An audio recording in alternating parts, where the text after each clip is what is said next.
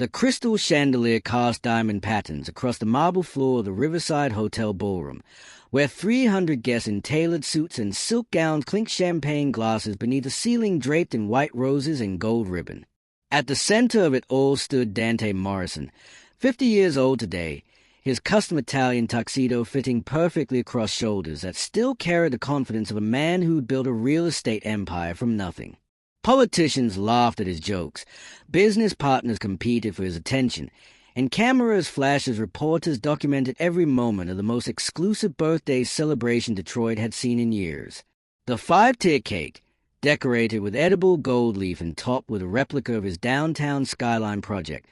waited on a platform surrounded by security guards who made sure nobody got too close before the billionaire made his grand entrance to cut it. Dante smiled for the cameras, shaking hands with the mayor, kissing the cheeks of socialites who'd paid $50,000 per plate just to breathe the same air as him. But beneath that practiced smile, his jaw was tight because something felt wrong tonight, like a storm building on the horizon that only he could sense. The string quartet transitioned into a birthday waltz, and his assistant whispered that it was time for the cake-cutting ceremony, the moment everyone had been waiting for, when the spotlight would shift entirely to him and the carefully scripted speech he'd memorized about gratitude, success, and giving back to the community that made him who he was today. But as Dante stepped toward the platform, straightening his bow tie and preparing to deliver those perfectly calculated words, the ballroom door swung open with a loud creak that cut through the music like a knife, and every head in the room turned to see who dared interrupt the most important moment of the evening, and that's when Dante saw her. The old woman stood in the doorway wearing the same faded brown coat she wore every single morning when he handed her $20 on Jefferson Avenue, her gray hair pulled back in that familiar bun, her wrinkled dark skin catching the light from the chandelier as she stepped forward with slow, deliberate steps that echoed against the marble like a countdown to something terrible. Dante's heart slammed against his ribcage because this made no sense. None at all. How did she even get past security? How did she know about this private event? And why was she here now, tonight, at the moment when he was supposed to be celebrating everything he'd built, everything he'd become? Gasps rippled through the crowd as guests whispered behind their hands, confused and uncomfortable at the sight of this poor, elderly woman shuffling across the pristine ballroom floor like she belonged here, like she had every right to crash a $50,000 per plate birthday celebration and disrupt the carefully orchestrated evening that Dante's PR team had spent 6 months planning down to the last detail. His assistant moved to intercept her, but Dante raised his hand sharply, stopping the young man in his tracks, because something in the old woman's eyes told him that sending her away would be the worst mistake of his life, even though he had no idea why he felt that way, no logical reason to believe this moment was about to change everything. She walked straight toward him, past a confused mayor, past the reporters now scrambling to capture this bizarre scene on camera, past the ice sculptures and floral arrangements that cost more than most people earn in a year, until she stood directly in front of Dante Morrison, barely reaching his shoulder, looking up at him with eyes that held something he couldn't quite name but that made his blood run cold despite the warmth of the crowded ballroom. The old woman reached up with trembling fingers, and Dante found himself bending down automatically, some instinct making him lower his ear to her lips as 300 guests watched in stunned silence, the only sound the quiet hum of the air conditioning and the rustle of expensive fabric as people shifted to get a better view of whatever was happening between the billionaire and the homeless woman he apparently recognized. Her breath was warm against his ear, and when she spoke, her voice was barely a whisper, but the words landed like grenades, each syllable detonating something deep inside his chest that he thought was buried forever, protected by layers of money and success and carefully constructed lies. "Your mama didn't abandon you that night, baby," she whispered, and Dante felt his knees weaken, felt the blood drain from his face as his hands started to shake. "She never left you on purpose, and I know what really happened because I was there. I saw everything, and it's time you knew the truth about the fire, about your father, about why you woke up alone in that hospital 37 years ago with nobody to claim you, nobody to tell you that you were loved, that you were wanted, that everything you believed about being unwanted was a lie."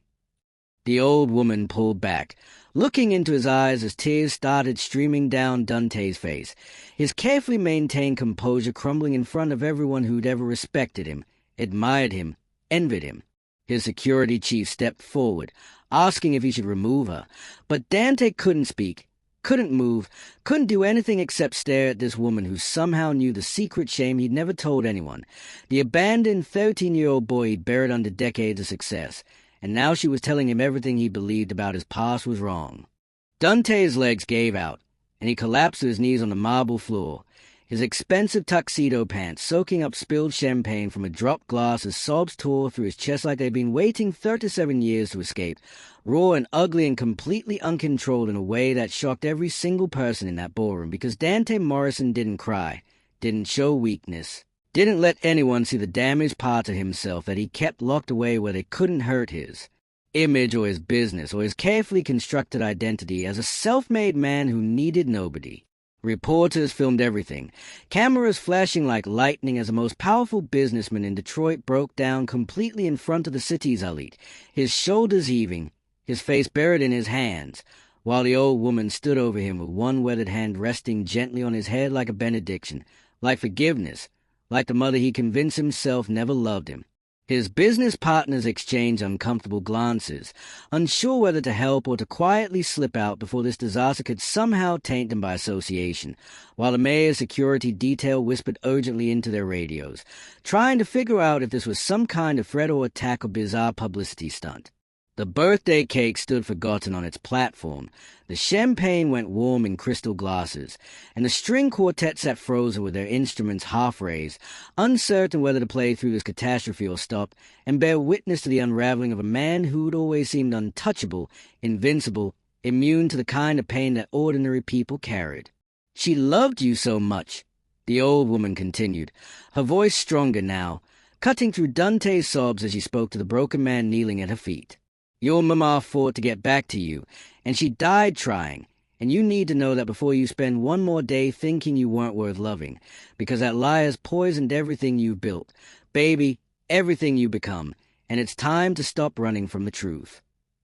Dante looked up at her through tears that blurred his vision, and in that moment, surrounded by 300 witnesses who'd never see him the same way again, he made a choice that terrified him more than any business deal, any risk, any challenge he'd ever face in his 50 years of life. "Tell me everything," he whispered, his voice breaking, barely audible over the shocked murmurs rippling through the crowd. The old woman nodded slowly, and Dante knew with absolute certainty that whatever she was about to reveal would either destroy him completely or finally set him free from the 13-year-old boy who still woke up screaming some nights, reaching for a mother who never came, believing he'd been abandoned because he wasn't worth keeping. Security surrounded them now, creating a protective circle as reporters shouted questions and cameras clicked and guests pulled out their phones to record what would surely become the most viral moment of the year,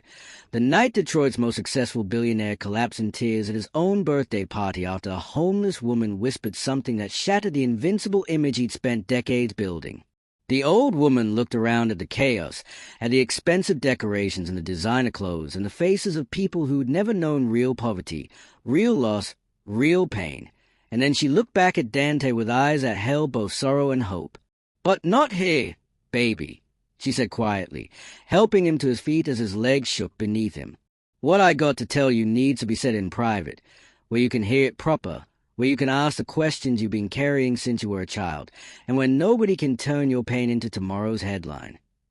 She glanced meaningfully at the cameras, at the reporters pushing closer, at the security guards struggling to maintain order in a ballroom that had transformed from celebration to chaos in less than 5 minutes. If you're already hooked by Dante's breakdown and desperate to know what secret this old woman is carrying, hit that subscribe button and turn on notifications, because next chapter reveals a truth that's been buried for 37 years. And trust me, you are not ready for what happens next.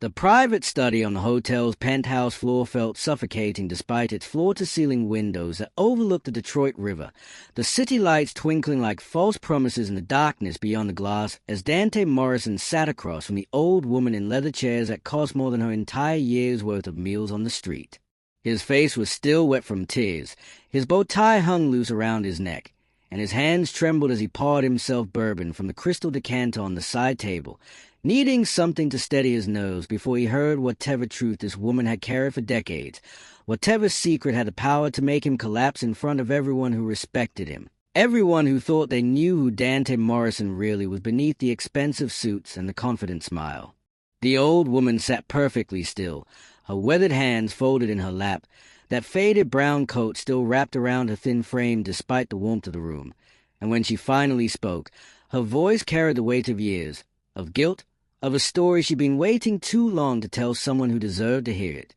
"My name is Ruth Campbell," she began, looking directly into Dante's eyes with an intensity that made him set down his glass and lean forward, his entire body tensing as if preparing for a physical blow. "And 37 years ago, I lived in the apartment right next to yours on Hastings Street, back when that neighborhood was nothing but crumbling buildings and broken dreams, back when your mama was working 3 jobs trying to keep you fed and clothed, and in school while your father drank away every dollar she earned, beating her bloody whenever she tried to hide money for your food, for your clothes, for anything that might give you a chance at something better than the hell you were both. Living in." Ruth's eyes never wavered from Dante's face, watching as recognition flickered across his features, as memories he tried to bury started surfacing like bodies rising from deep water. "I heard the fight through those thin walls. Baby, heard your mama crying, heard you begging your daddy to stop, heard things no child should ever have to hear, and I'm ashamed to say I never called the police, never intervened, never did a damn thing except mind my own business like everyone else in those apartments, because that's what we did back then. We looked away. We pretended we didn't hear the screams. We told ourselves it wasn't our place to get involved in other people's troubles, even when we knew someone was dying slowly on the other side of that wall." Dante's jaw clenched so tight that Ruth could see the muscles jumping beneath his skin, his eyes hardening as those buried memories clawed their way back into his consciousness, images he'd spent decades trying to forget through wake, through success, through building an empire that would prove he was worth something despite being abandoned, despite waking up in that hospital with nobody to claim him, nobody to tell him where his mother went or why she never came back for the scared 13. Your old boyhood lost everything in one night. "I remember you," Ruth continued, her voice softer now, gentler, as if she understood the pain she was inflicting by forcing him to revisit that past. "I remember you leaving for school every morning with bruises you tried to hide under long sleeves even in summer. Remember your mama walking you to the bus stop no matter how tired she was, no matter how many hours she'd worked the night before, because she wanted to make sure you got there safe, wanted to give you those few extra minutes where she could tell you she loved you, where she could remind you to study hard and dream big, and never let where you came from determine where you were going, and I could see in her eyes every single morning that you were the only reason she hadn't given up, the only thing keeping her alive in a marriage that was killing her slowly, day by day, bruise by bruise." Dante's hands gripped the armrest of his chair, his knuckles turning pale as Ruth's words painted a picture that contradicted everything he believed about his mother, everything he'd told himself about being unwanted, about being abandoned because he wasn't good enough, wasn't worth the trouble of keeping, wasn't deserving of love or protection, or the kind of mother who fought for her child instead of walking away. That night, September 14th, 1988, Ruth said, and Dante flinched at the date, at the specific marking of the night his life split into before and after, the night he became an orphan even though nobody had officially told him his mother was dead, nobody had explained anything except that there had been a fire and he was lucky to be alive and the state would take care of him now because there was nobody else, nobody who wanted him, nobody who'd claimed him even after the hospital made calls and ran his information through every database they could access. Your mama came home from her shift at the diner around 11:30, and I heard your father immediately start yelling, heard him accusing her of cheating, of holding out money, of disrespecting him, of all the same garbage he always screamed about whenever he was drunk enough to need an excuse for violence. And I heard the first slap, then the crash of something breaking, then your voice, small and scared, begging him to leave her alone, telling him you'd be good, you'd be quiet, you'd do anything if he'd just stop hurting her. The study felt like it was closing in around them, the air growing thick and hard to breathe as Ruth continued speaking, as she pulled Dante back into that apartment, back into that night, back into the terror of being 13 years old and powerless to stop what was happening to the person he loved most in the world, the person who was supposed to protect him but who couldn't even protect herself from the monster she'd married. "Your mama told you to run,"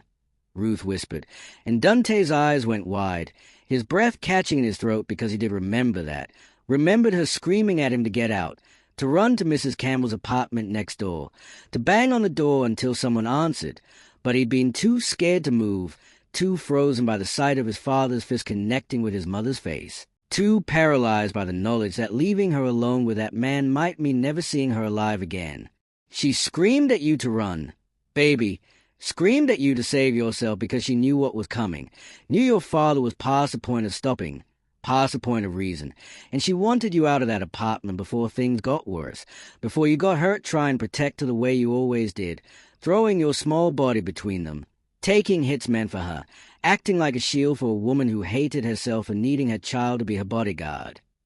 Ruth's voice cracked with emotion now,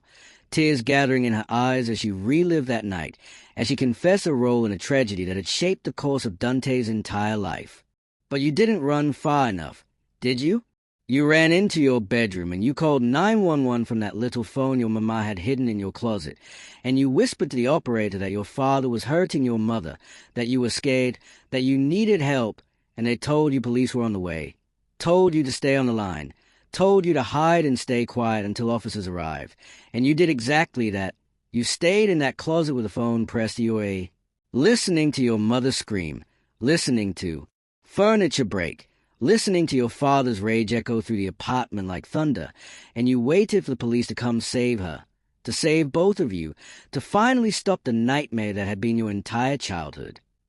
Dante was crying again now, silently, tears streaming down his face as Ruth's words unlocked memories he'd suppressed, moments he'd buried so deep that he'd almost convinced himself they never happened, that the night of the fire was just a blank space in his mind, a merciful void that protected him from knowing exactly how his mother died, exactly why he'd woken up alone in that hospital with burns on his arms and smoke in his lungs, and nobody to tell him what happened after he'd hidden in that closet. Ruth reached across the space between them and took Dante's hand, her weathered fingers wrapping around his like a lifeline, like an anchor to keep him from drowning in the past she was forcing him to confront. And when she spoke again, her voice was barely above a whisper, heavy with guilt and sorrow and the weight of a secret she'd carried for 37 years. "The police never came, baby," she said, and Dante's head snapped up, confusion and horror warring in his eyes as he tried to process what she was telling him, tried to understand how that was possible when he'd called, when he'd given them the address, when the operator had promised help was on the way. There was a big drug bust happening on the east side that night. All available units got pulled to that scene, and your call got bumped down the priority list because dispatch coded it as a domestic disturbance without weapons, without immediate life-threatening danger, without understanding that your father was past the point of needing a weapon to kill, that his hands were enough, that your mother's time was measured in minutes, not hours, and that every second they delayed was a second closer to the tragedy nobody wanted to prevent badly enough to actually show up.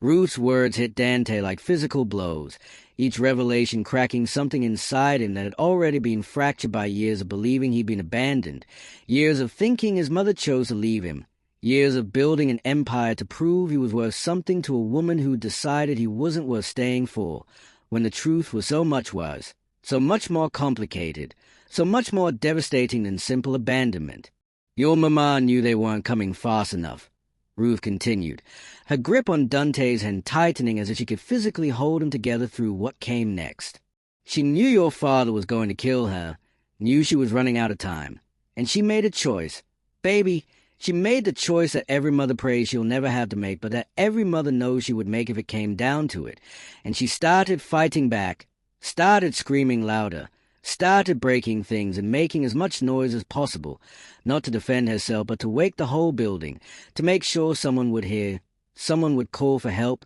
someone would check on the noise and find you hiding in that closet, alive and safe, even if she didn't survive to see you grow up, to see you succeed, to see you become the man she always knew you could be if you just got the chance, if you just got away from your father, if you just survived that night. The revelation hung in the air between them, and Dante could barely breathe through the weight of it, through the knowledge that his mother had died loudly, violently, purposefully, sacrificing herself to create enough chaos that someone would intervene, that someone would save her son even if they couldn't save her, that Dante would live even if she didn't. And suddenly every belief he'd held about that night shattered like glass. Every story he'd told himself about being unwanted crumbled. Like ash, every wall he'd built to protect himself from the pain of abandonment collapsed under the truth that his mother's last act was loving him so fiercely that she died screaming to keep him alive. "Your father started the fire," Ruth said, her voice hollow now, drained by the weight of confession, by the relief of finally speaking words she'd held inside for decades. He poured lighter fluid on the curtains in the living room, lit a match, told your mama that if she was going to make him look bad, if she was going to call the police on him, if she was going to choose you over him, then he'd make sure neither of you survived the night. And then he walked out. Baby, he just walked out and left you both to burn while he went to a bar 3 blocks away and established an alibi, drinking with his friends while smoke filled that apartment, while flames climbed the walls, while your mama used her last minutes to drag your unconscious body out of that closet where you passed out from smoke inhalation, to carry you down those stairs even though the fire was everywhere, even though her skin was burning, even though every breath was agony. And she got you outside. Baby, she got you out onto the sidewalk where firefighters found you, and then she collapsed, and she never woke up, and they told me later at the hospital that she'd inhaled so much smoke, that her lungs were destroyed, that she'd suffered burns over 60% of her body, that she died doing what she lived for, which was protecting you, saving you, making sure you survived even if it cost her everything. Dante couldn't speak, couldn't think, couldn't do anything except sit there as Ruth destroyed and rebuild his entire understanding of his past, of his mother, of the night that had defined every choice he'd made since then. "But here's the part nobody knows," Ruth said, leaning forward, her eyes intense and urgent now. "Here's the part I've been carrying like a stone in my chest for 37 years. The part one should have told someone back then, but I was scared. I was a coward. I was worried about getting involved with the police and the courts and all the questions they'd ask about why I didn't call for help sooner, why I didn't stop your father before it got that far, why I let a woman die when maybe, just maybe, I could have saved her if I'd been braver, if I'd been better, if I'd been the kind of person who does the right thing instead of the easy thing." She paused, making sure Dante was listening, making sure he understood the weight of what she was about to say. "Your father never went to prison for killing your mama, baby, because the fire marshal ruled it an accident, because your father's alibi held up, because nobody could prove he'd started that fire, and because you were unconscious when they found you, unable to tell anyone what really happened, unable to testify that your father had threatened to burn the apartment down, and by the time you woke up in the hospital 3 days later, your father was gone, disappeared into another state, and child services decided you were better off not knowing the details, better off starting fresh in foster care, better off believing your mother died in an accident rather than knowing your father murdered her and got away with it." Ruth's next words came out in a rush, like she'd been holding them back for so long that they'd built up pressure, that they needed to explode out of her before she lost the courage to speak them at all. "But I saw him, Dante. I saw your father 2 weeks ago right here in Detroit, walking out of a liquor store on Woodward Avenue like he had every right to be here, like he hadn't murdered a woman and abandoned his son and gotten away with it for 37 years. And I've been trying to figure out what to do with that information, whether to go to the police, whether to tell someone, whether to let sleeping dogs lie. But then I saw you this morning handing me that $20 like you do, every day, and I realized you're his son. You're the boy I failed to save from all this pain, and you deserve to know the truth before I die. You deserve to know your mama loved you, and you deserve to know your father is still alive, still free, still walking around this city like he's innocent, and now you have to decide what you're going to do about it. Make sure you're subscribed, because next chapter is where Dante has to choose between revenge and redemption, and the decision he makes will change everything. Drop a like if you're invested in this story and comment below what you think Dante should do next. Dante Morrison didn't sleep that night, didn't even try. Just sat in a leather chair in his penthouse office staring at the city lights below while Ruth's word played on repeat in his mind like a nightmare he couldn't wake up from, every revelation cutting deeper than the last, until he felt like he was bleeding from wounds nobody could see, wounds that money couldn't heal, wounds that success couldn't bandage no matter how many buildings he owned or how many zeros sat in his bank account. The bourbon bottle sat empty on his desk next to his phone, which hadn't stopped buzzing since the party, reporters calling for statements, Business partners demanding explanations, investors worried about how his public breakdown would affect stock prices and board meetings, and the carefully maintained image of stability that kept money flowing into his various enterprises. But Dante ignored every call, every text, every email, because none of it mattered anymore. None of it meant anything compared to the truth Ruth had dropped on him like a bomb. The truth that his father, the man who'd murdered his mother and disappeared like smoke, was alive and walking the streets of Detroit like he hadn't destroyed an entire family, like he hadn't left a 13-year-old boy to wake up alone in a hospital with nobody to claim him, nobody to love him, nobody to tell him he was wanted. Dawn broke over the city in shades of pink and gold, beautiful and indifferent to human suffering, and Dante finally stood from his chair, his body stiff from sitting motionless for hours, his mind clear for the first time since Ruth had whispered those words at his birthday party, clear because rage had burned away everything else, every doubt, every question, every moment of weakness that might have tempted him toward forgiveness, understanding, or letting the past stay buried. He pulled out his phone and made a call to someone he'd never thought he'd need again, someone from his past before the money and the success and the respectable reputation. Someone who operated in the shadows where legal and illegal blurred into shades of gray that decent people pretended didn't exist. "I need you to find someone," Dante said when the call connected, his voice cold and flat and completely devoid of the emotion that had broken him in front of 300 witnesses the night before, because this wasn't about grief anymore. This was about justice, about making sure his father finally paid for what he'd done. About ensuring that the man who'd murdered his mother didn't get to live out his remaining years in peace while she rotted in an unmarked grave because Dante hadn't known where they buried her, hadn't known anything except that she was gone and he was alone. The man on the other end of the call was named Jerome Mitchell, and Dante had grown up with him in the foster system, both of them angry young boys who'd been abandoned by the world, both of them learning to survive through means that social workers and teachers pretended not to notice because acknowledging the reality of what foster kids did to stay alive meant admitting the system was broken beyond repair. Jerome had gone one direction after aging out at 18, deeper into the streets, building a network of connections that traded in information and services that existed outside the law, while Dante had gone another direction, channeling his rage into ambition, using his intelligence and his ruthlessness to claw his way into real estate, into business,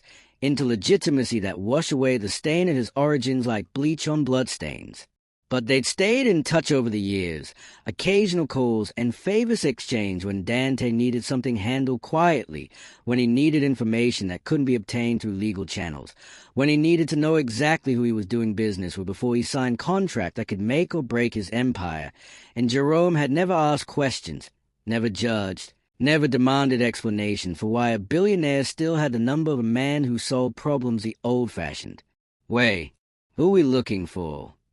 Jerome asked, his voice rough from cigarettes and too many years breathing polluted air in neighborhoods where life expectancy dropped by a decade just from your zip code. And Dante could hear the curiosity beneath the casual tone because Jerome knew Dante well enough to recognize when something was personal, when this wasn't just business or due diligence or the usual request for background checks on potential partners. "My father," Dante said, and the silence on the other end of the line stretched long enough that Dante wondered if the connection had dropped. But then Jerome exhaled slowly, a sound that carried weight and understanding, and the unspoken acknowledgement that whatever came next was going to be complicated, dangerous, and probably illegal in ways that could destroy everything Dante had built if anyone found out he was involved. "The one you told me about back when we were kids?" Jerome asked carefully, because he remembered those late-night conversations in the group home, remembered Dante's angry tears as he confessed his story to the only person who'd never judged him for it, never pitied him for it, never used it against him the way some of the other boys had when they wanted to hurt him where it counted most. "Yeah," Dante confirmed, his jaw tight, his hand gripping the phone so hard his knuckles ached. "Ruth Campbell saw him 2 weeks ago, walking out of a liquor store on Woodward Avenue, which means he's still in the city, still breathing my air, still living his life like he didn't commit murder and get away with it for 37 years. And I need to know where he is. Jerome, I need to know where he lives, where he works if he works, who he associates with, every detail about his pathetic existence, so I can decide what to do about the fact that my mother's killer is still alive while she's been dead since I was 13. Jerome was quiet for another moment, and Dante could practically hear him thinking, weighing the risks, calculating what this kind of search would require and what it would cost. Not in money, because Jerome knew Dante would pay whatever it took, but in terms of exposure, in terms of the attention it might draw from law enforcement or from people who might ask questions about why a billionaire was hunting down a man who'd disappeared decades ago. "This ain't just about finding him, is it?" Jerome said finally, his voice careful, probing, trying to understand exactly what Dante was planning without asking directly over a phone line that might be monitored, that might be recording, that might someday become evidence in a trial that could put both of them in prison for conspiracy to commit whatever crime Dante was contemplating in the dark corners of his mind where rage lived like a caged animal waiting to be released. "I just need to find him first," Dante said, which wasn't an answer, but was enough of an answer that Jerome understood this was about more than closure, more than confrontation, more than simply looking his father in the eye and asking why. Because men like Dante Morrison didn't hire men like Jerome Mitchell just to have conversations, just to ask questions, just to seek understanding and forgiveness and all the therapeutic resolutions that soft people believe could heal trauma. "I'll call you back in 48 hours, Jerome said, accepting the job without further discussion, without negotiating price, without asking for details that Dante wasn't ready to provide yet because he didn't know himself what he was going to do when he finally stood face to face with a man who'd murdered his mother. Didn't know if he'd call the police or if he'd handle it himself the way men handle things in the world he'd come from before the money made him respectable, before success. Convinced everyone he was civilized, before he'd learned to hide the violence in his heart beneath expensive suits and charitable donations and speeches about community responsibility. The call ended, and Dante stood at his office window watching the city wake up below him, watching people walk to work and wait for buses and go about their ordinary lives completely unaware that somewhere among them was a murderer who'd escaped justice for 37 years, a man who'd killed the only person who ever truly loved Dante, a man whose continued existence felt like a personal insult to everything Dante had become, everything he'd built, everything he'd accomplished while trying. To prove he was worth something despite being abandoned, despite being unwanted, despite waking up alone in that hospital with nobody to tell him his mother had died saving him. The next 48 hours passed in a blur of cancelled meetings and ignored calls and public relations damage control as Dante's team scrambled to contain the fallout from his birthday party breakdown, spinning stories about exhaustion and stress and the emotional toll of success,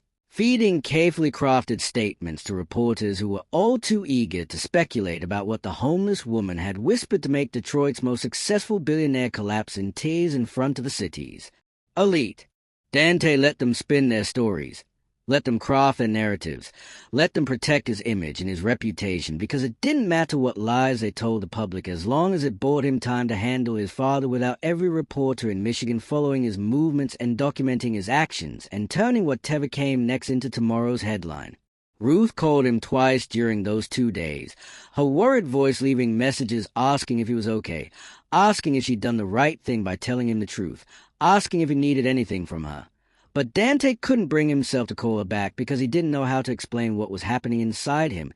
didn't know how to articulate the way rage and grief were twisting together into something dark and dangerous, didn't know how to tell this old woman who'd carried guilt for 37 years that she just unleashed something that might end with him in prison or dead or destroyed in ways that had nothing to do with money and everything to do with the violence that lived in the hearts of boys who grew up watching their mothers get beaten, who grew up powerless to stop it, who grew up swearing that someday they'd be strong enough, powerful enough, ruthless enough that nobody would ever hurt them or the people they loved again. On the morning of the third day, Jerome called, his voice tight with something that might have been concern or might have been warning, and Dante's heart started pounding before Jerome even spoke because he knew this was it, knew that whatever came next would define the rest of his life, would determine whether he was a man his mother had died to save or whether he was his father's son after all, carrying the same capacity for violence, the same willingness to destroy, the same darkness that had burned down an apartment and killed the only good thing in either of their lives. Found him, Jerome said simply, and then he rattled off an address that Dante recognized as a neighborhood on the west side, a rough area where abandoned houses stood next to corner stores with bars on the windows, where unemployment was high and hope was low, and people survived day to day without much thought for tomorrow because tomorrow might not come or might not be worth living through anyway. Is using the name Robert Williams now, Jerome continued, and Dante felt his stomach twist at the knowledge that his father had simply changed his name and moved on, had adopted a new identity and built a new life while Dante had spent 37 years carrying the weight of abandonment, the shame of being unwanted, the belief that he'd somehow failed his mother by not being worth staying alive for. Works part-time at a warehouse, lives alone in a duplex on Hartford Street, drinks at Mickey's Bar most nights, no wife, no kids I could find, no connections to anyone who'd miss him if he disappeared. And Dante, man, he looks rough. Looks like life kicked his ass and he never got back up. Looks like whatever he's been doing for the past 4 decades hasn't been living so much as surviving. And I'm telling you this because you need to understand that this man is already punishing himself. Already living in his own personal hell. And whatever you're thinking about doing to him, you might want to consider whether it's worth throwing away everything you've built just to add to misery that's already consuming him from the inside out. Jerome's words should have mattered, should have made Dante reconsider, should have planted seeds of mercy or restraint or the kind of wisdom that separates civilized people from animals. But instead they just made Dante angrier because his father didn't deserve to live, didn't deserve to breathe, didn't deserve to exist even in misery and suffering and whatever personal hell he created for himself, not when Dante's mother was dead, not when she burned alive trying to save the son this man had abandoned, not when justice had failed and the law had failed, and the only thing standing between a murderer and consequences was Dante's willingness to become the kind of man he'd spent his entire adult life trying not to be. "Send me everything you have," Dante said, his voice cold, emotionless, stripped of anything that might have revealed the war happening inside him between the successful billionaire who had everything to lose and the angry 13-year-old boy who'd been waiting 37 years for the chance to make his father pay for what he'd done. "And Jerome," Dante added before ending the call, his next words coming out slow and deliberate, weighted with meaning that both men understood perfectly even though nothing explicit was being said, even though plausible deniability was being carefully maintained in case these phones were monitored, in case someone was listening, in case this conversation ever became evidence. "Stay close to your phone for the next few days. I might need help with something. And if I call, I need you to come without questions, without hesitation, without judgment about what I'm asking you to do. Because this is about blood, Jerome. This is about family. This is about debts that can only be paid one way. And I need to know if you're with me or if I'm handling this alone." The silence that followed felt eternal, felt heavy with the weight of a choice that could destroy them both. And then Jerome spoke, his voice carrying the loyalty of shared trauma, of brotherhood forged in foster homes and survival, and the unspoken understanding between people who'd seen the worst of humanity and had to decide whether to become like it or fight against it every single day. "I'm with you, brother," Jerome said quietly, and Dante closed his eyes, exhaling slowly, because now there was no turning back. Now he'd set something in motion that would either give him the justice his mother deserved or destroy everything he'd become. And either way, the boy who'd hidden in that closet 37 years ago was finally going to get the chance to face the monster who'd murdered his mother and walked away clean. Next chapter is going to blow your mind with what happens when Dante finally comes face to face with his father. Smash that like button and subscribe if you want to see how this confrontation goes down. And comment whether you think Dante should choose revenge or let the law handle it. The duplex on Hartford Street looked exactly like the kind of place where broken men went to die slowly, its gray paint peeling in strips that revealed rotting wood underneath, its small front porch sagging under the weight of years and neglect, and trash scattered across the yellowed lawn that nobody had bothered to mow in weeks, maybe months. Maybe ever since the current tenant had moved in and given up on maintaining appearances, because what was the point when life had already declared you worthless? Dante sat in his Mercedes 3 houses down, engine running, heat blasting against the February cold, watching the front door like a predator watching prey, his heart pounding so hard he could feel it in his throat, in his temples, in his fingertips that gripped the steering wheel until his knuckles turned white and his hands started to ache from the pressure. He'd been sitting here for 2 hours, watching, waiting, trying to build up the courage or the rage or whatever it would take to get out of this car and walk up to that door and confront the man who'd murdered his mother 37 years ago, the man whose blood ran through Dante's veins like poison, like a stain he could never wash away no matter how successful he became.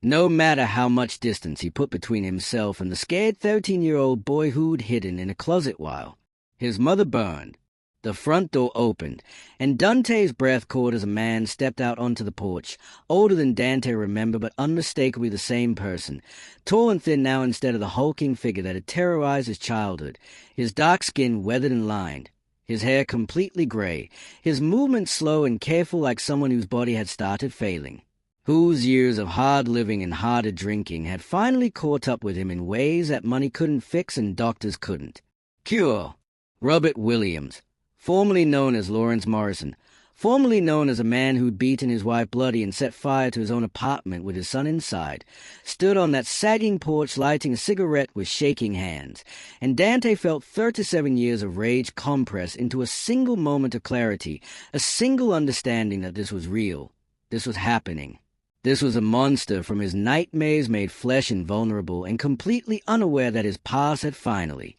tracked him down in the form of the son he'd left for dead. Dante opened his car door before he could talk himself out of it, before reason could intervene, before the civilized part of his brain that had built an empire could convince him to walk away, to let the law handle it, to be the bigger man and not throw away everything he'd become for the sake of revenge that wouldn't bring his mother back, wouldn't heal the wounds, wouldn't change the fact that she was gone and had been gone for most of his life. The cold February air hit Dante's face like a slap, shocking him into full awareness of what he was doing, of the line he was about to cross, of the choice that would define whether he was a man who transcended his origins or just another victim of generational trauma passing violence down like an inheritance nobody wanted but everyone received. His father looked up as Dante approached, confusion flickering across his weathered face because this well-dressed black man in an expensive coat walking purposefully toward his run-down duplex didn't fit the neighborhood,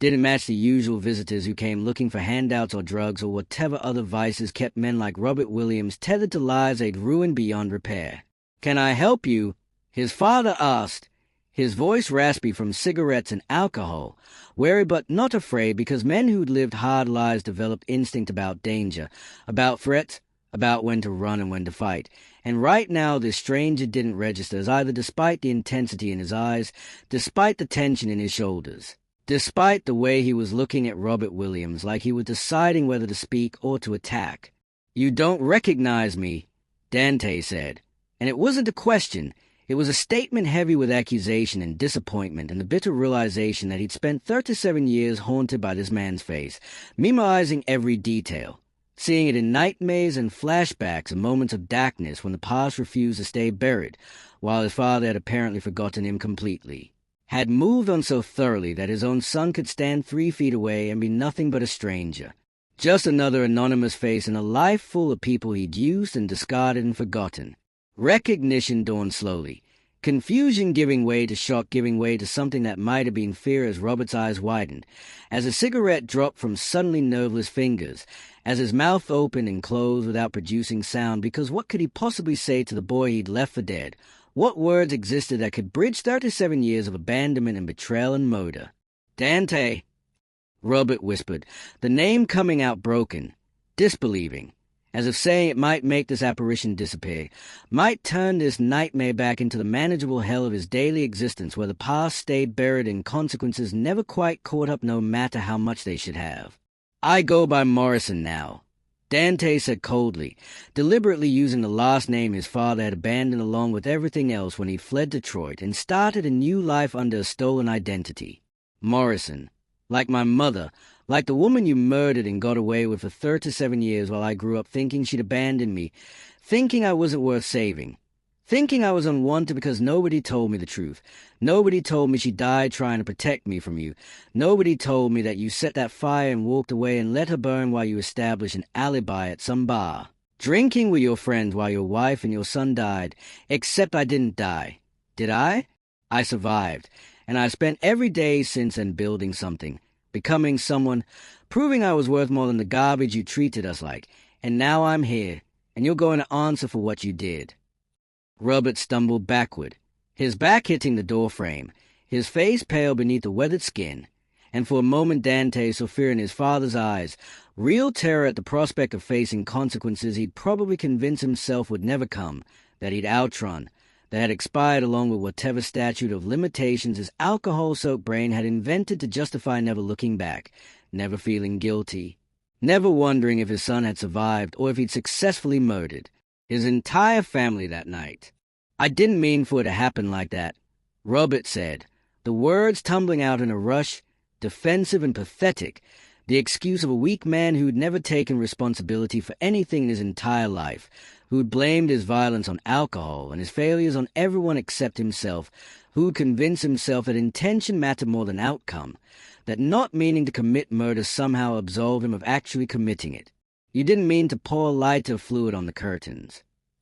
Dante asked, his voice dangerously quiet, taking a step closer as his father pressed harder against the doorframe like he could phase through it and escape this confrontation, escape the reckoning that had been delayed but never cancelled. "You didn't mean to light the match? You didn't mean to walk out and leave your wife and your son to burn alive while you went to establish an alibi? Which part exactly didn't you mean? Because from where I'm standing, every single action you took that night was deliberate, was a choice, was you deciding that your pride and your rage and your need to control mattered more than our lives, more than my mother's life, more than your own son's life. And you made those choices and you lived with them and you never once tried to find out if I survived, if I needed you,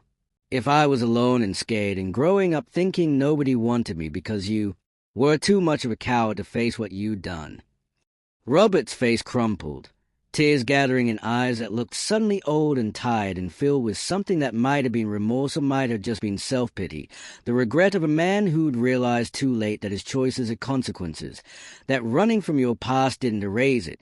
that eventually everything you tried to bury found its way back to the surface. "I was drunk," Robert said weakly, as if that explained anything, as if alcohol could somehow excuse murder, as if being intoxicated absolved him of responsibility for destroying his family and walking away clean. "I was angry. I wasn't thinking straight. Your mother wouldn't stop talking back to me, wouldn't stop threatening to leave, wouldn't stop trying to turn you against me. And I just wanted to scare her, wanted to make her understand that she couldn't disrespect me like that, couldn't choose you over me, couldn't call police on me and think there wouldn't be consequences. And it all just happened so fast. And by the time I realized how bad it was, by the time I smelled the smoke and saw the flames, it was too late to go back, too late to fix it, too late to do anything except run and hope that somehow you'd both gotten out, that somehow it would all just go away like all my other mistakes. And I'm sorry, son, I'm so sorry. But I can't change what happened, can't undo the past, can't give you back what I took, and I've been living with that guilt every single day since then, living in this hell you see around you, living with nothing and nobody because that's what I deserve. That's my punishment, and I know it's not enough, but it's all I have to offer."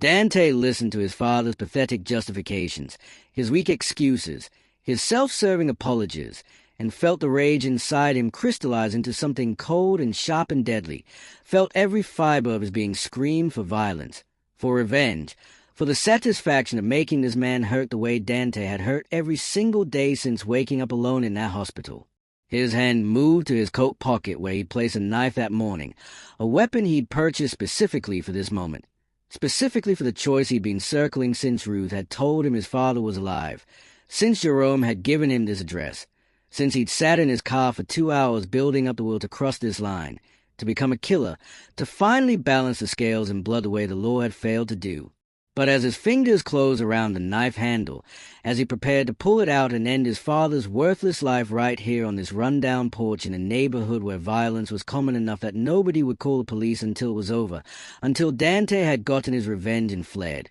and left his father bleeding out on the same streets where Dante's mother had died alone and in agony, something stopped him. Not conscience, not morality, not the fear of consequences or prison or losing everything he'd built, but the sudden, crushing realization that his mother hadn't died so Dante could become his father, hadn't sacrificed herself so her son could grow up to be a murderer, hadn't used her last moments dragging him out of that burning apartment so he could throw his life away on revenge against a man who was already dead inside, already punishing himself more effectively than Dante ever could. His mother had died so Dante could live, could escape, could become something better than the violence and poverty and hopelessness that had defined her life, and killing his father now would dish into that sacrifice, would prove that all her pain and all her love and all her desperate final actions had been wasted on a son who couldn't break the cycle, who couldn't rise above his origins, who was ultimately just another product of generational trauma perpetuating itself through violence and revenge and the belief that hurting others could somehow heal your own wounds. Dante's hand released a knife and came out of his pocket empty, trembling with the effort of restraint, with a massive force of will it took to not give in to the rage that had sustained him through 2 sleepless days, through hours of planning, through the journey to this moment where he finally had the power his 13-year-old self had lacked, finally had the strength to make his father pay, finally had the opportunity to deliver the justice that the legal system had denied. "I'm not going to kill you," Dante said, his voice shaking with emotion, with the effort of making this choice, with the knowledge that mercy was harder than violence, that walking away required more courage than staying and fighting, that true strength meant breaking cycles rather than continuing them. "But I'm not letting you get away with it either. I'm not letting you live out your miserable life thinking you escape consequences, thinking your pathetic existence in this dump is punishment enough for murdering my mother, for destroying my childhood, for creating wounds that money and success couldn't heal." Dante pulled out his phone with hands that still trembled from adrenaline and restraint, dialing a number he'd saved specifically for this moment. And when Detective Sarah Chen answered, he looked his father straight in the eye and said the words that would finally, after 37 years, bring some measure of justice for the woman who died saving him. "My name is Dante Morrison, and I need to report a murder that happened in 1988 on Hastings Street, a case that was closed as an accidental fire but was actual arson and homicide, and I have new evidence and a witness willing to testify, and I know exactly where you can find the man who did it because he's standing right in front of me. And his real name is Lawrence Morrison, even though he's been living under the identity Robert Williams, and I'm ready to tell you everything. I remember from that night, everything I was too traumatized to tell anyone when I was 13, everything that can finally put this man in prison where he belongs."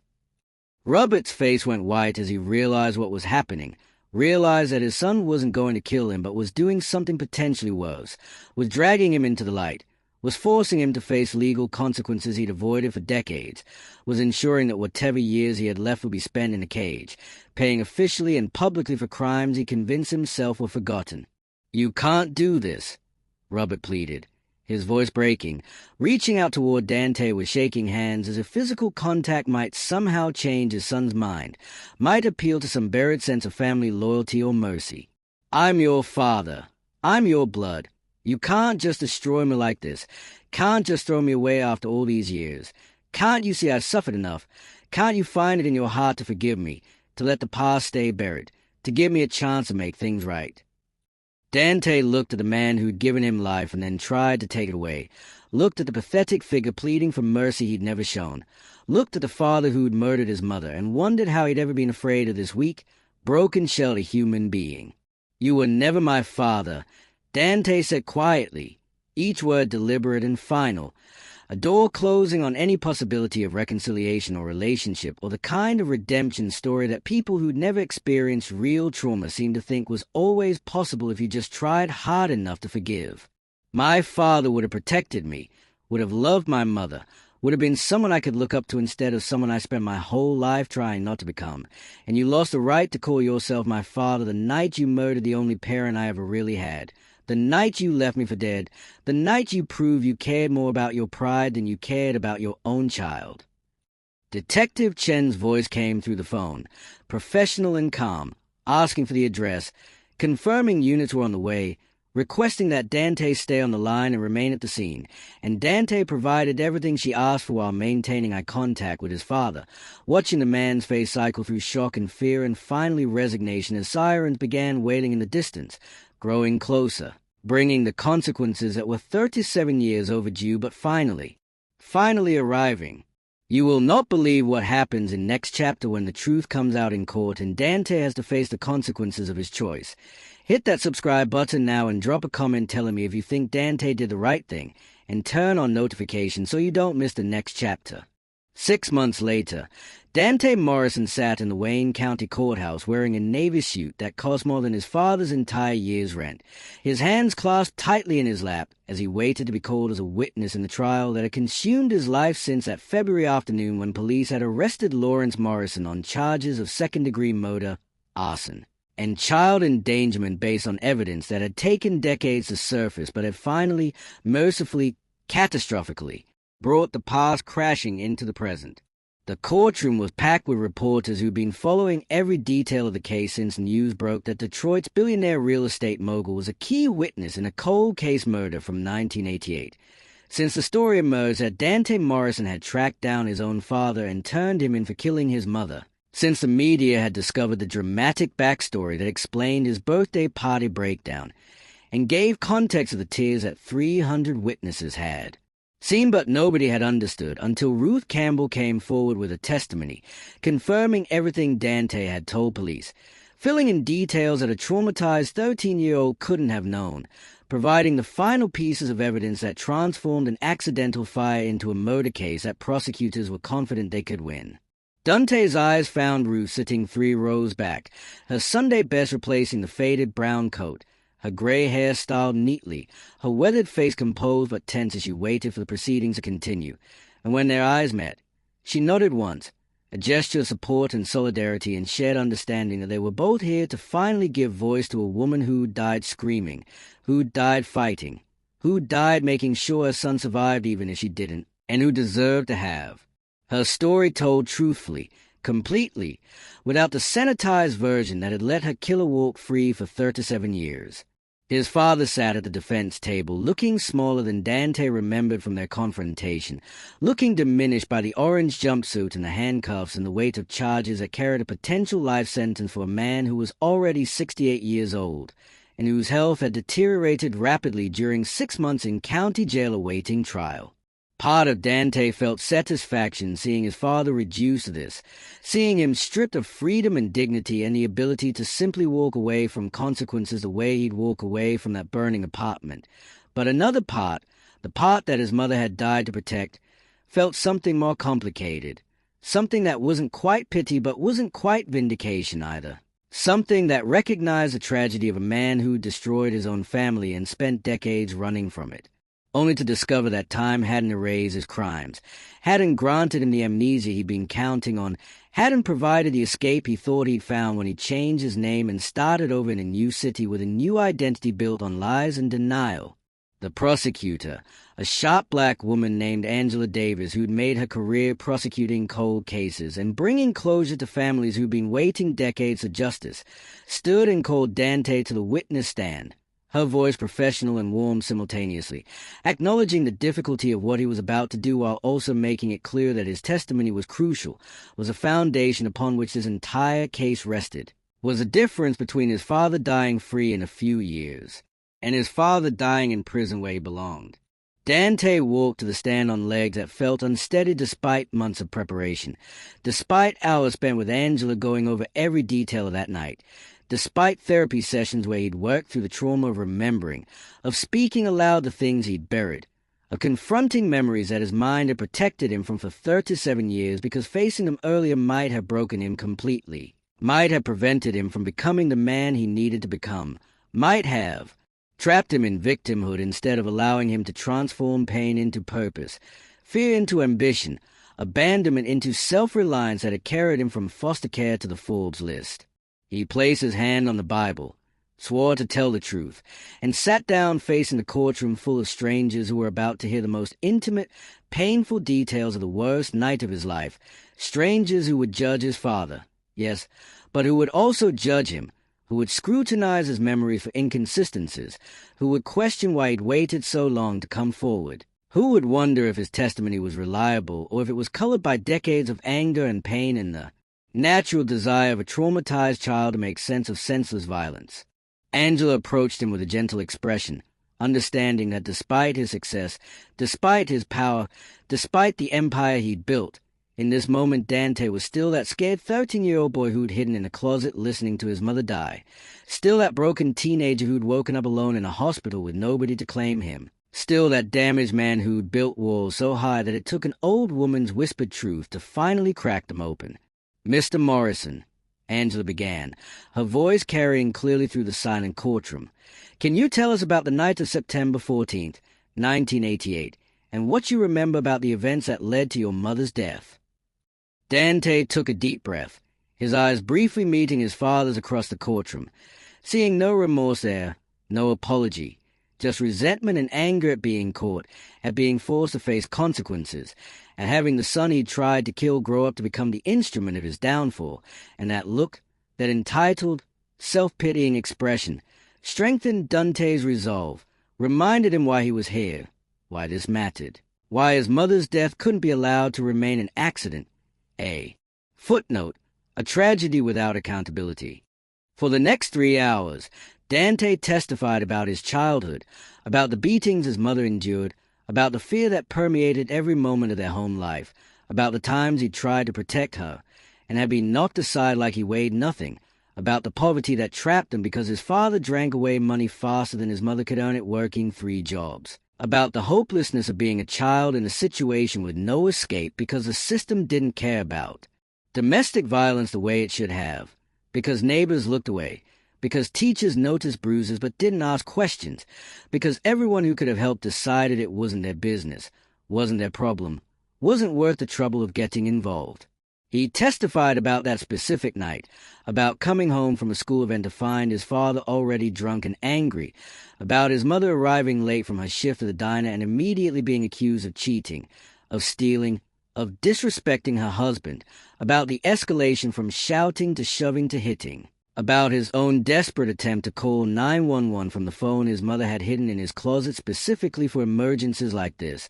about waiting for police who never came fast enough, about hearing his father threaten to burn down the apartment if his mother didn't stop trying to leave him, didn't stop trying to take Dante away from him, didn't stop making him look bad by involving authorities in their private business. Angela guided him through the testimony with patience and precision, entering into evidence the 911 call recording that had been preserved for 37 years, playing Dante's terrified 13-year-old voice for the courtroom to hear, the scared whispers of a child begging for help that arrived too late, and Dante watched several jurors wipe tears from their eyes as they heard the boy he'd been, as they understood viscerally the horror of what he'd experienced, as they recognized that this wasn't just a cold case about a dead woman. This was about a child who'd been traumatized, abandoned, and left to grow up believing lies about a mother who died saving him. The defense attorney, an older white man named Richard Brennan who specialized in defending the indefensible, tried during cross-examination to poke holes in Dante's testimony, suggesting that his memories might be unreliable after so many years, that childhood trauma could create false memories or distort real ones, that Dante's recent success and the pressure of maintaining his public image might motivate him to create a narrative that explained his birthday party breakdown and deflected attention from whatever personal problems had actually caused it. But Dante remained calm, remained consistent, remained focused on the truth that Ruth had finally revealed, and when Brennan suggested that Dante might be motivated by revenge rather than justice, that he might be using the legal system to settle personal scores against a father he resented, Dante looked the attorney straight in the eye and said something that silenced the courtroom and brought tears to Ruth's eyes. "My father murdered my mother and got away with it for 37 years, Dante said, his voice steadied despite the emotion behind it, despite the weight of speaking these truths publicly, despite the cameras and the reporters and the knowledge that this testimony would define how the world saw him, how history remembered his mother, how justice would finally, belatedly, inadequately acknowledge that her life mattered, that her death wasn't just an accident, that someone should be held accountable for the violence that killed her. He set fire to our apartment with me inside, walked away while we burned, and never once looked back to see if his son survived. If his wife made it out, if the family he'd promised to love and protect had been consumed by the flames he'd started in a drunken rage because his wife dared to want better, dared to try to leave, dared to believe that we deserved to live without fear and violence and the constant threat of death hanging over every argument, every disagreement, every moment when his pride felt wounded by a woman who was stronger than he could ever be. Dante's hands were shaking now, but his voice remained firm, remained clear, remained powerful in a way that commanded attention and respect and understanding even from people who'd never experienced trauma, who'd never been abandoned, who'd never had to build themselves from nothing because the people who were supposed to love them had chosen violence instead. I don't need revenge, Mr. Brennan, because revenge can't bring her back, can't heal the wounds, can't give me back the 37 years I spent believing I was unwanted, believing I'd been abandoned because I wasn't worth loving, believing that my mother chose to leave me when the truth was she died trying to save me, and nothing I do to my father can change that, can fix that, can undo the damage that his actions caused not just to my mother but to me, to the child I was, to the man I had. To become because nobody was there to show me what being a good man looked like, what being a good father meant, what love was supposed to be instead of violence and control and rage. The courtroom was silent except for the sound of muffled crying. People moved by Dante's words, by the raw honesty of his pain, by the recognition that wealth and success hadn't healed his wounds, hadn't made him whole, hadn't given him back what violence had stolen. What I need, Dante continued, looking now at the jury, at the 12 people who would decide his father's fate, who would determine whether justice was possible even decades late, is for my mother's death to mean something, for a sacrifice to be acknowledged, for the truth to be told so that I can finally stop carrying the lie that I was abandoned, so that I can finally understand that I was loved, that I was wanted, that I was worth dying for, and so that other children growing up in violent homes can see that there are consequences, that abusers don't get to just walk away, that even if justice is delayed, it's not denied, and that speaking up matters, testimony matters, truth matters, even when it takes 37 years to finally be heard.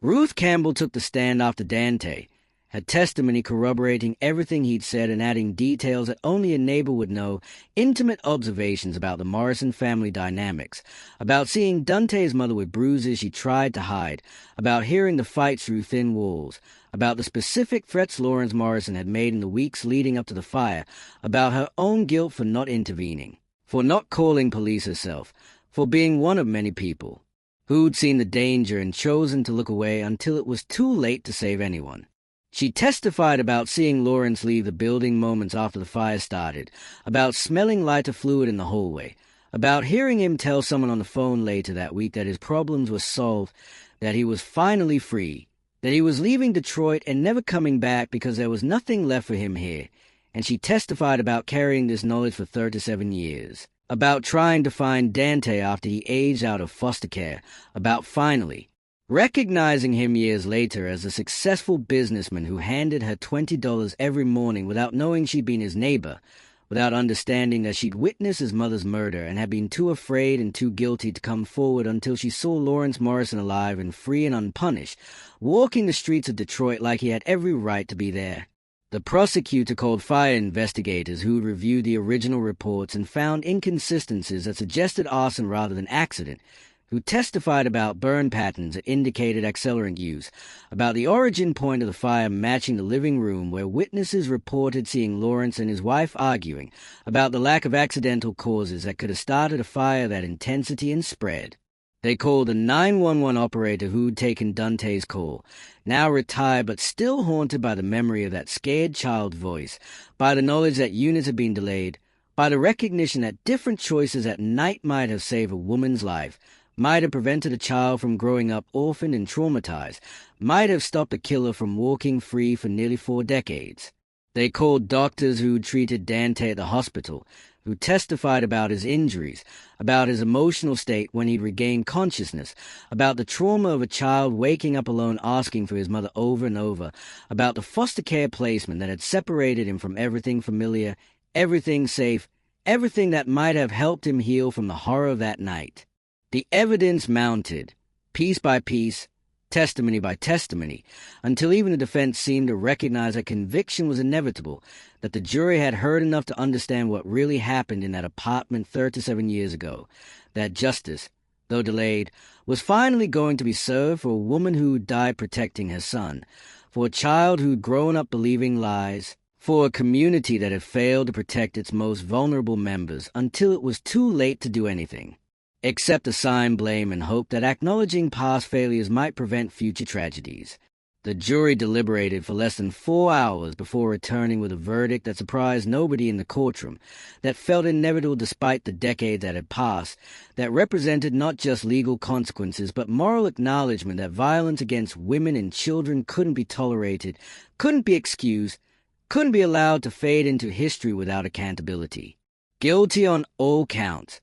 the forewoman announced, and Dante felt something break open inside him.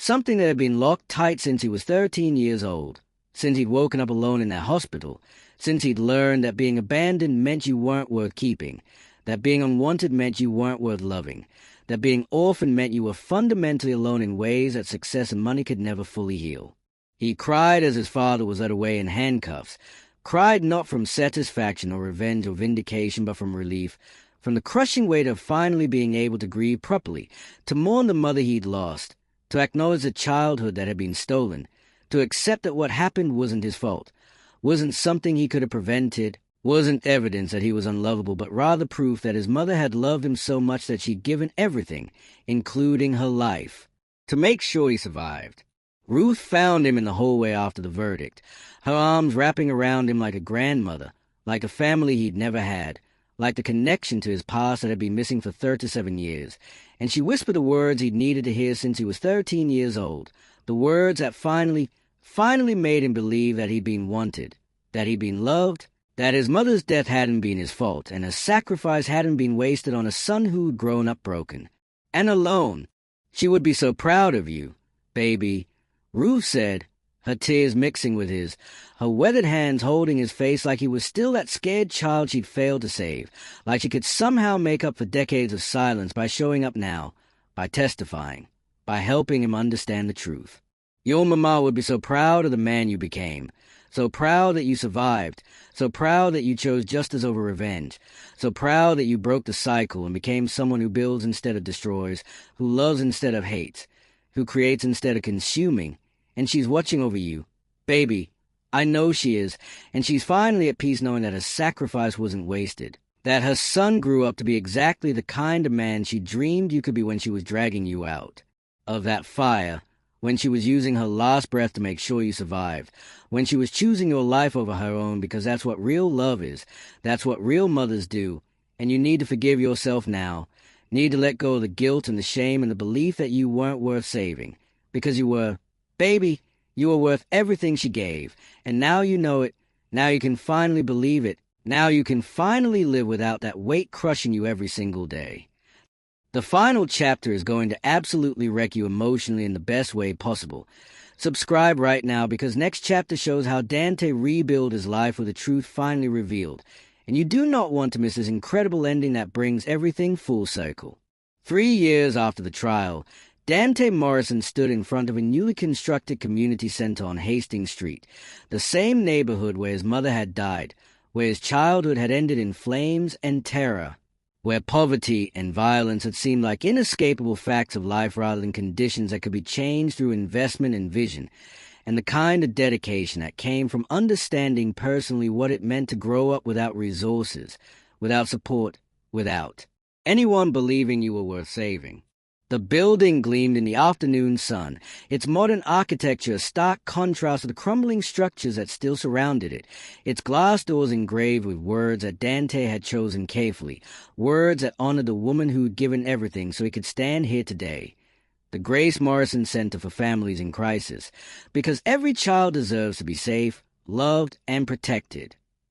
Inside, the center offered free counseling for domestic violence survivors, legal assistance for women trying to escape abusive partners, emergency housing for families fleeing danger, after-school programs for children who needed safe spaces away from violent homes, job training for mothers trying to build independent lives, and a 24-hour hotline staffed by people who understood that sometimes the difference between life and death was having someone answer the phone when you called. For help. Having somewhere to go when home became a war zone, having resources that made leaving possible instead of just a desperate fantasy that poverty and fear made impossible to actually pursue. Dante had poured $15 million of his own money into this center, had fought through zoning battles and community resistance and the skepticism of people who thought billionaires couldn't possibly understand the needs of poor neighborhoods.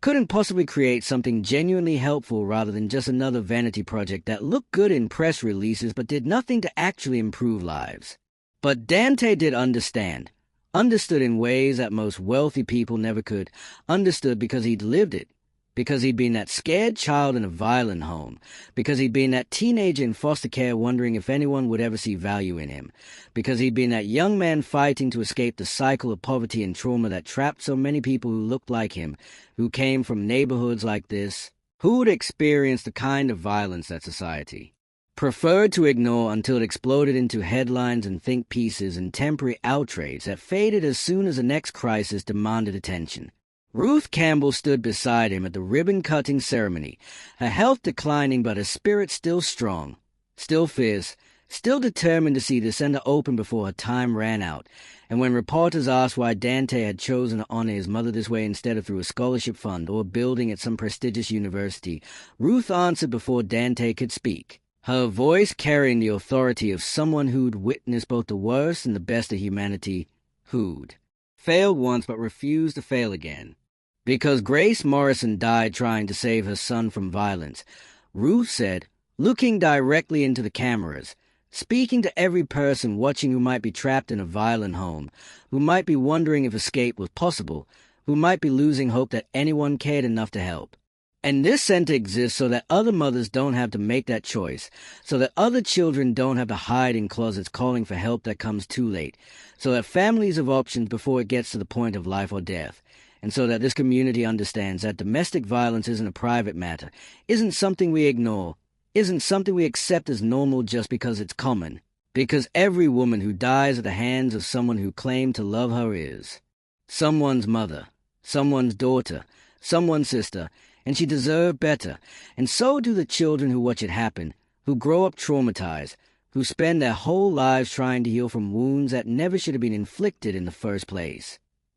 The crowd applauded, cameras flashed, and Dante felt his mother's presence in a way he hadn't since Ruth had first told him the truth 3 years ago, felt her approval, her pride, her love radiating through everything he'd built here, through every life this center would save, through every child who'd find safety within these walls, through every mother who'd discover that leaving was possible, that help existed, that someone cared enough to create resources that made escape realistic rather than just a desperate dream that usually ended in tragedy. His father was serving a life sentence at the state prison in Jackson, his appeals exhausted, his health failing, his remaining years destined to be spent in a cell that was still more comfortable than the hell he created for his family. And Dante had chosen not to visit, had chosen not to seek reconciliation or closure or any of the things that therapists suggested might help him heal, because some wounds didn't need forgiveness to heal.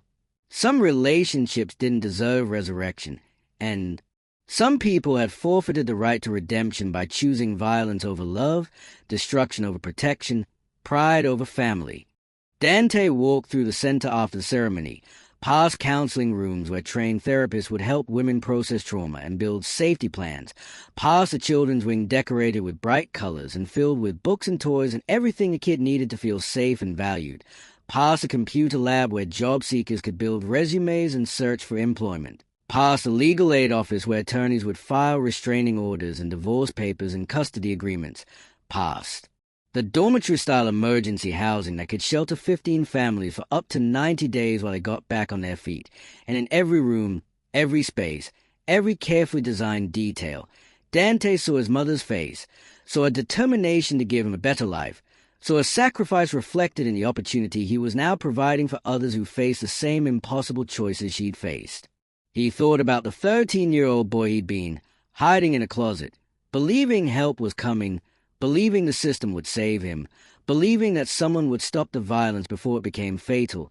and he thought about all the children right now, tonight, tomorrow, next week, who were living that same nightmare, who were making those same desperate calls, who were hoping that someone cared enough to intervene before tragedy became inevitable. This center couldn't save everyone, couldn't prevent every death, couldn't heal every wound, but it could save some, could prevent some tragedies, could offer hope to families who'd been told that violence was just their reality, just their burden to bear. Just the price of poverty and stress and all the other excuses society made for violence that it refused to actually address with resources and intervention, and the kind of systemic change that required more than thoughts and prayers. Angela Davis, the prosecutor who'd secured his father's conviction, stood in the main lobby examining a wall where Dante had mounted photographs of domestic violence victims who'd been killed in Detroit over the past decade, women whose names most people have forgotten, whose deaths have been reduced to statistics, whose families still grieve while their killers often serve minimal sentences or walk free because the system valued property crimes over crimes against women, valued financial losses over human lives, valued maintaining order over actually protecting the vulnerable. "This is powerful," Angela said quietly, her finger tracing the frame around a photo of a young mother who'd been beaten to death by her boyfriend while her children watched, a case Angela had prosecuted 5 years ago that still haunted her. "This is how you change culture, Dante, not just by punishing offenders after the fact, but by creating alternatives, by showing that we value these lives enough to invest in preventing violence rather than just prosecuting it after women are already dead." Dante nodded, thinking about how his mother's death had been ruled an accident for 37 years, thinking about how many other women died in fires or falls or accidents that were actually murders disguised as misfortune, thinking about how society's failure to take domestic violence seriously had cost his mother her life and had cost him his childhood, and thinking about how creating this center was his way of saying that those deaths mattered, that those lives had value, that preventing future tragedies was worth more than any building he could construct or any development project he could finance. "My mother died fighting," Dante said, his voice thick with emotion that 3 years hadn't diminished, that success hadn't erased, that justice hadn't fully healed. "She died making noise, creating chaos, sacrificing herself to make sure someone would find me, would save me, would give me the chance at life that she knew she wasn't going to have. And I built this center so that other women don't have to fight alone, don't have to die to save their children, don't have to make impossible choices between their own survival and their kids' safety, because there should be resources, there should be options, there should be a society that says loudly and clearly that we won't tolerate violence against women and children, that we'll invest in prevention, that we'll create pathways out of danger before it becomes a death sentence." He turned to face Angela, his eyes bright with unshed tears and fierce determination. "My father took 37 years from me, took my mother, took my childhood, took my sense of safety and belonging and the belief that I was worth loving, and I can't get any of that back, can't undo the damage, can't heal wounds that have been part of me for so long they feel like who I am rather than what happened to me, but I can make sure that other kids don't lose 37 years, don't grow up believing they were abandoned, don't spend their whole lives building empires to prove they are worth something when they should have known from the beginning that they were valuable just by existing, just by being someone's child, just by deserving love and safety and protection that should be every child's birthright, not a privilege reserved for kids lucky enough to be born into families that choose love over violence." The sun set over Detroit as Dante stood in the center that bore his mother's name, watching through the glass doors as the first families began arriving, mothers with frightened eyes and children clutching worn backpacks, people who had made the terrifying choice to leave, to seek help, to believe that maybe, just maybe, there was a way out of the violence that had defined their lives for too long. Ruth placed her weathered hand on his arm, her touch light but grounding, connecting him to the past while this center represented his commitment to changing the future, and she whispered words that finally, after 3 years of therapy and grief work and learning to accept that his mother's death wasn't his fault, Dante could actually believe. "You broke the cycle, baby," Ruth said, watching the families file through those glass doors into safety, into hope, into the kind of future that Grace Morrison had died trying to give her son. "You took all that pain and all that trauma and all that rage that could have destroyed you or turned you into your father, and instead you built something beautiful, something that saves lives, something that honors your mama's sacrifice by making sure her death meant something beyond just your survival. And she's so proud, Dante, wherever she is, whatever comes after this life, she's watching you stand here in the center that bears her name, watching you save families the way she saved you. Watching you be the man she always knew you could be if you just got the chance, if you just survived, if you just refused to let violence and abandonment and trauma define you forever." Dante wrapped his arm around Ruth's shoulders, this woman who'd carried guilt for 37 years, who'd finally found the courage to speak truth, who'd given him back his mother's love by revealing the sacrifice he'd never known about, who'd become the grandmother he'd never had, the family he'd thought was lost forever, the connection to his past that made his present finally make sense. They stood together in silence, watching the sun disappear behind buildings that Dante owned, watching lights flicker on across a city he'd helped reshape, watching the beginning of something that wouldn't erase the past but might redeem it, might transform his mother's death from senseless tragedy into meaningful catalyst for change, might ensure that Grace Morrison's name lived on not as a victim but as the inspiration for a center that would save countless lives, prevent countless tragedies, and prove that even the worst violence, the deepest trauma, the most devastating loss could be transformed into something that healed rather than destroyed, that built rather than tore down, that created hope in neighborhood where hope had been as scarce as safety, as rare as justice, as precious as a lover mother had shown her son by choosing his survival over her own, by fighting until her last breath to make sure he lived, to make sure he escaped, to make sure he became exactly the kind of man who'd build a center like this and finally